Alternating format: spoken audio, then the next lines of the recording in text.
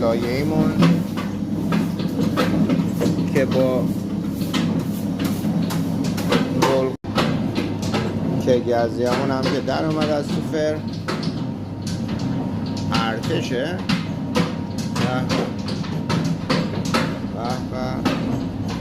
به این هم همون کیک یزدیه که قیف کشی کردیم.